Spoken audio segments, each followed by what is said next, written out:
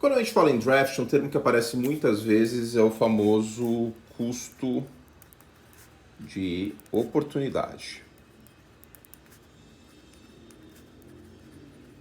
Eita, passou uma formiga aqui. O que significa isso? Uma equipe tem, geralmente, uma escolha na primeira rodada, certo? Então, imagine que uma equipe tem por exemplo, quinta escolha geral. Se ela escolher uma dada posição nessa quinta escolha geral, por exemplo, um wide receiver, ou um offensive tackle, ou um guard, ou um running back, ou um quarterback, significa que se ela escolher essa posição aqui, deixa eu pegar outra caneta para ficar mais evidente. Se ela pegar um wide receiver, significa que ela não pegou essas outras posições nessa quinta escolha geral. Se ela não pegou essas posições na quinta escolha geral, ela vai ter que pegar essas posições depois no draft. Só que o draft não é um sistema exato de escassez, vamos dizer assim. As posições não têm uma profundidade de talento igual em todas elas. O que a gente tem no draft? A gente tem dois conceitos muito importantes que a gente tem que entender. Primeiro é o valor posicional. Então, vamos lá, vamos escrever aqui. Valor posicional. E o segundo é a oferta posicional de qualidade.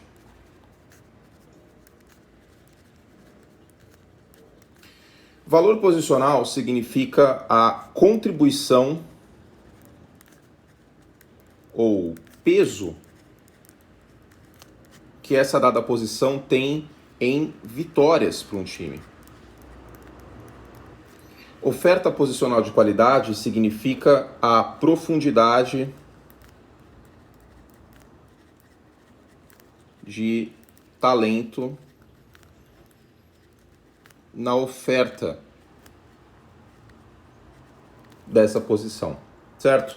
Parece bastante complicado, mas no primeiro momento, mas eu vou explicar e vai ficar bastante interessante para vocês entenderem como eu vejo o draft, a minha visão, tentar, lógico, a gente sabe que o draft é uma ciência inexata, é uma das coisas mais inexatas que existem no esporte, que por si não é uma ciência exata, mas a gente tenta moneybolizar a coisa, né? Tenta trazer um pouco de lógica, um pouco de racionalidade em algo que permeia tanta emoção na vida das pessoas. Então, vamos falar primeiro do valor posicional, que é a contribuição que a posição dá em vitórias de um dado time. Como que vocês enxergam, por exemplo, uma situação, claro que eu vou usar um exemplo um pouco antigo, que eu acho que só de antemão os millennials e geração X, boomers, etc. vão lembrar, que foi o Romário nas eliminatórias da Copa de 94 ou o Ronaldo na Copa de 2002.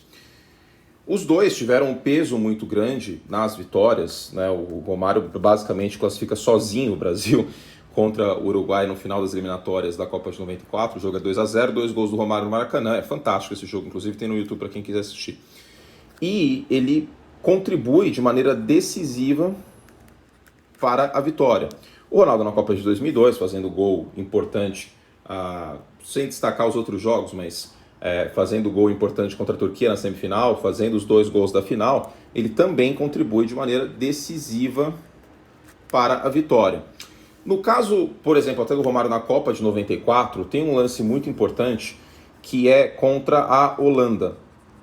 Falando aqui da Copa de 94, não só das eliminatórias. Contra a Holanda, o Aldair, que é zagueiro, ele dá um belo de um passe para o Romário, que mata para o gol.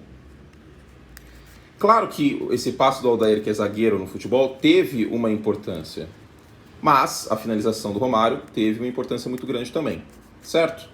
Vamos transferir isso para o universo da NFL. Eu sei o universo do futebol porque eu sei que tem muita gente aqui que gosta de futebol e a gente aqui no Brasil nasceu, cresceu e vive com o futebol. Existem certas posições que elas têm um impacto maior num jogo. A posição que tem maior impacto no jogo de futebol americano, com certeza absoluta, é a posição de quarterback. Isso não resta dúvidas. Até porque o quarterback, ele é o cara que encosta na bola em todas as jogadas do ataque, só 2 jogadores encostam na bola em todas as jogadas. O center e o quarterback. O center é um jogador inelegível para passe, então tem um valor menor. E o quarterback ou entrega a bola para o running back, tem que fazer o handoff, entrega da bola perfeita, ou tem que passar a bola. E grandes quarterbacks, eles conseguem tirar o máximo do time. Eles conseguem trabalhar sob pressão. Eles conseguem antecipar passes. Eles conseguem ler e antever jogadas. Mas, como seria muito chato se todos os quarterbacks fizessem isso, porque aí o jogo seria basicamente igual para todo mundo, isso daqui é extremamente escasso. Logo, os que têm essas habilidades, entre outras, claro, eles têm um impacto muito grande no jogo, assim como o Romário teve nas eliminatórias de 94 e na Copa de 94, e assim como o Ronaldo Fenômeno teve na Copa de 2002. Não jogaram sozinhos, claro, mas é como se, grandes aspas, eles fossem os quarterbacks do time. O impacto do quarterback num time de futebol americano é tão grande como o de um ace no beisebol, principal arremessador da rotação, ou de um atacante numa Copa do Mundo, um atacante numa fase inspirada que faz gol adoidado. Não só o quarterback tem um impacto grande no jogo. Como que você pode anular esse impacto aqui? É cortando mal pela raiz, é evitando que o passe aconteça.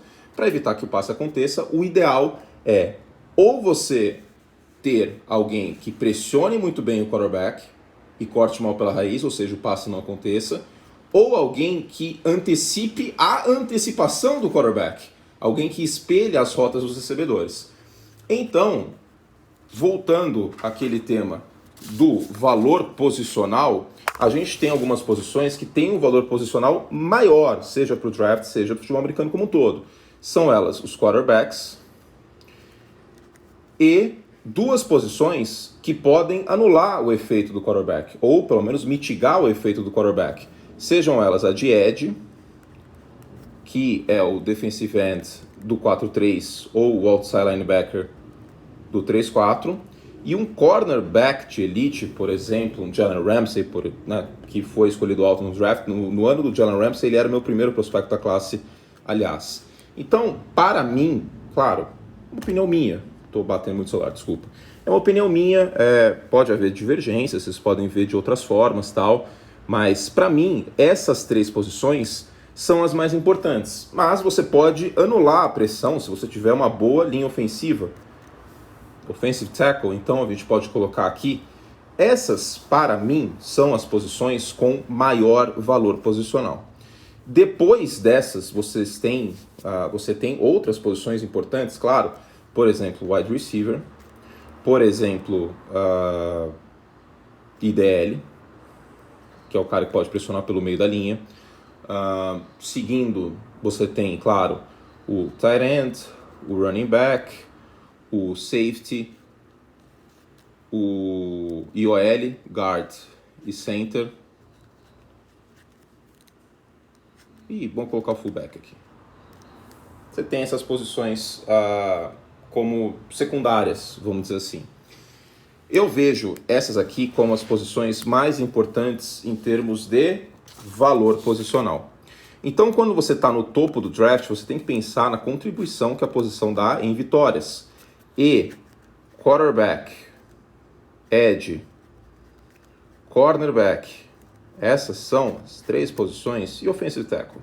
São as 4 posições que mais tendem a contribuir como valor posicional para vitórias. Mas, em se falando de draft, e não só do jogo como um todo, a gente tem a questão da oferta posicional de qualidade, que é a profundidade de talento na oferta. Agora, para falar sobre isso, a gente tem que falar sobre a estrutura do college football. O que a gente tem muito no college football e no recrutamento no futebol americano universitário? A gente tem que pensar na escassez atlética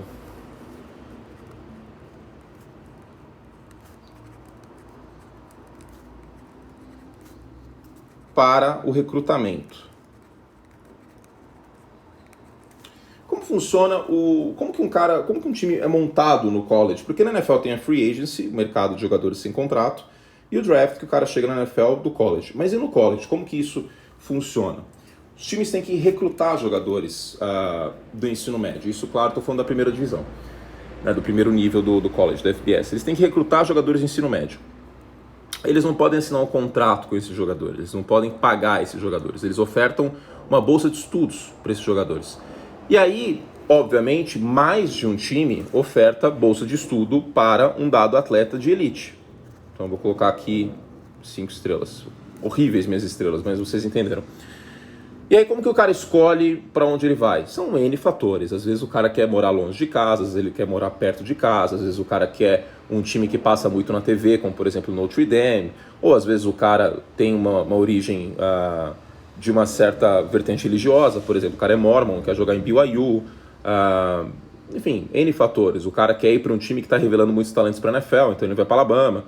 Ou ele fala, putz, em Alabama eu não vou ter tanto espaço para brilhar, para me destacar, então eu vou jogar numa conferência forte que é a SEC, mas vou para um time um pouco mais fraco que eu possa me destacar, como o Texas A&M, pensando no draft. Tem N fatores. Só que tem certas posições cuja oferta para o college é maior, por uma questão de biotipo. É muito mais fácil você encontrar um cara veloz, alto, esguio, que saiba receber,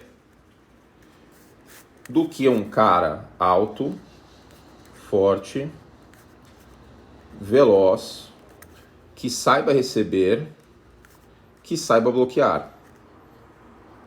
Portanto, por uma essência de oferta, de disponibilidade, os times no college apostam muito mais em wide receiver do que em tight ends.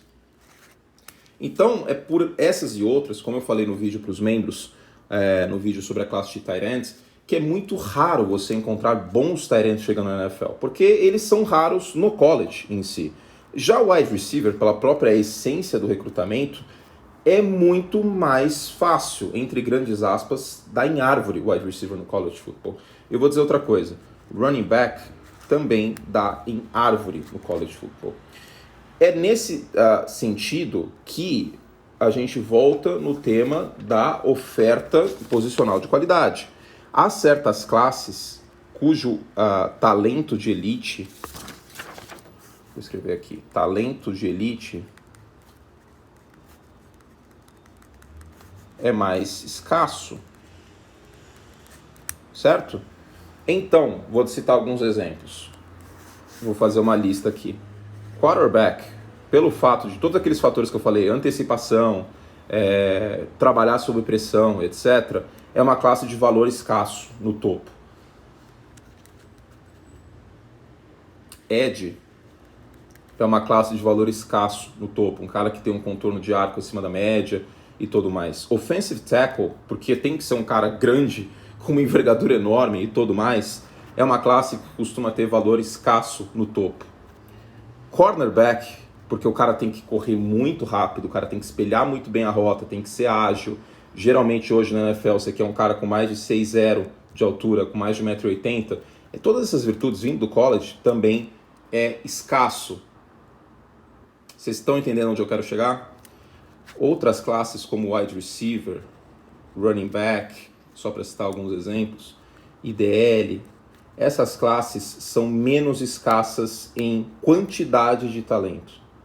A diferença de um quarterback de elite para um quarterback marromeno é muito grande. A diferença de um running back de elite, o impacto que ele dá naquela questão que a gente falou, do valor posicional também e na oferta posicional de qualidade, de um running back de elite para um running back ok, ela é menor.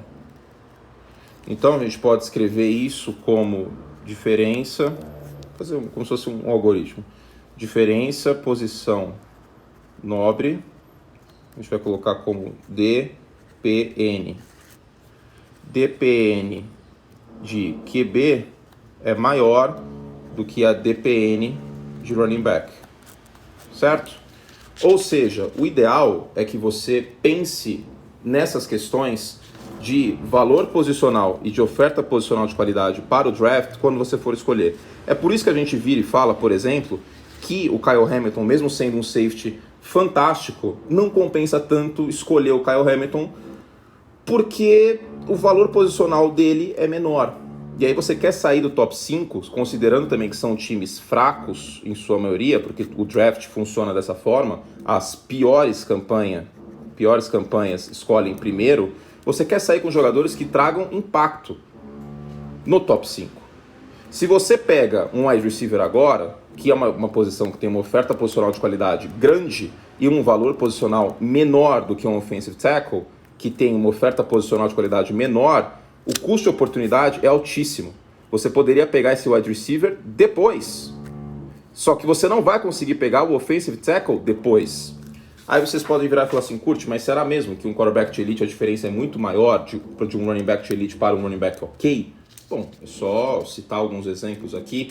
Por exemplo, em questão do impacto que a gente teve. Hoje, o Jonathan Taylor é um running back de elite. Certo? Acho que todo mundo concorda com isso. Ele liderou na NFL em jardas corridas ano passado. O Patrick Mahomes é um quarterback de elite. Certo? Escrevi ente. Elite, ok? Isso todo mundo concorda também. Quem vocês acham que tem mais impacto no jogo? O Jonathan Taylor ou o Patrick Mahomes? Não é possível que alguém hoje em 2022 vai responder o Jonathan Taylor. Isso não quer dizer que o Jonathan Taylor seja inútil. Não é isso. Mas o impacto do Patrick Mahomes é tipo do Romário na Copa de 94. Ele tem um impacto muito maior no resultado final da partida, certo? Vídeo que aconteceu no ano passado. Os Colts, mesmo tendo o Jonathan Taylor como o melhor running back da NFL, ficaram de fora da pós-temporada, porque o quarterback dos Colts, na última semana, era o Carson Wentz e ele espalhou a farofa. Então, eu acho que isso está mais do que claro, que tem algumas posições que têm um valor maior e também acabam tendo uma escassez maior no draft. Para resumir, então, essa questão do custo-oportunidade, esse é o binômio que a gente tem que ter em mente. Valor posicional e oferta posicional de qualidade. É por isso que no top 5, se você escolhe um running back no top 5, significa que você deixou de escolher um quarterback, um wide receiver, que tem um valor posicional menor e uma oferta maior, mas enfim, um Ja'Marr Chase, por exemplo, tem impacto, queira ou não. Um quarterback, um wide receiver, um edge ou um cornerback. Posições que têm valor posicional maior e oferta menor de qualidade. Se você escolhe um running back no top 5 ou no top 10, você deixa de pegar essas posições que têm um impacto maior. É por isso, por exemplo, que o Leonard Fournette no top 5 foi um erro. Porque os Jaguars deixaram de sair com posições mais nobres e mais escassas. É por isso que um Christian McCaffrey no top 10, na minha humilde visão, foi um erro. Porque você deixa de sair do top 5 com posições mais escassas e com mais valor. Aí, voltando nesse tema da oferta posicional de qualidade, vale lembrar a oferta posicional de qualidade pela própria essência do college, como eu falei, de running back, wide receiver são posições muito abundantes em talento no college, nas 130 faculdades que jogam a primeira divisão. Você tem muito valor posicional, oferta de qualidade de running backs na segunda rodada, tá? Porque a diferença do running back de elite para o running back ok, em termos de impacto, é menor. Não por acaso, se a gente pega running backs de segunda rodada, a gente tem nomes como o próprio Jonathan Taylor, o Derrick Henry, o Cam Akers, que esteve no Super Bowl, Derrick Henry, Jonathan Taylor, deixa eu pensar, o Joe Mixon também esteve no Super Bowl, o Le'Veon Bell, que já foi um dos melhores running backs da NFL, também foi escolha de segunda rodada. Todos esses foram escolha de segunda rodada. porque a oferta de running backs na segunda rodada, pela quantidade de talento e pelo valor posicional ser menor, eles acabam caindo, é muito maior. Faz muito mais sentido você sair da primeira rodada com uma posição mais escassa e mais valiosa e depois ir atrás de outras posições que são abundantes muitas vezes. Então, quando a gente pensa em dia 2, a gente pensa em running back, dia 2 do draft, segunda e terceira rodada. A gente pensa em IOL, por exemplo, a gente pensa em safety, muitas vezes, só para citar algumas posições. É isso, basicamente. O vídeo acabou ficando muito longo, mas essa é a minha visão de draft, essa é a minha visão de montagem de elenco. Eu acho que isso também funciona, em certa medida, para free agency. Eu, por exemplo, não sou muito fã de dar contratos absurdos para wide receiver na free agency. Eu não me lembro de um contrato faraônico de wide receiver que tenha funcionado na free agency. Claro que cada caso é um caso, exceção prova a regra, mas eu tendo a valorizar bastante essas posições aqui, quarterback, edge, cornerback e offensive tackle, por conta do valor posicional e da oferta posicional de qualidade, da escassez delas. Tá bom? É isso. Beijo carinhoso. A Maquita tá rolando solta aqui, espero que tenha ficado claro. Espero que vocês tenham gostado desse formato diferente de vídeo, só aparecendo as minhas mãozinhas aqui. E é isso, tá bom? Beijo, espero que vocês tenham gostado. Lembrando que as classes IOL, Tight End, Running Back, todas elas estão disponíveis para os membros do canal. Se você gostou do conteúdo, apoie a gente, assine o Curte Plus, certo? O link está na descrição para mais conteúdo e vocês financiam essa bagunça e me ajudam a comprar essa caneta aqui, que é muito cara, essa caneta Stabilo, hein? Meu Deus do céu. Tchau!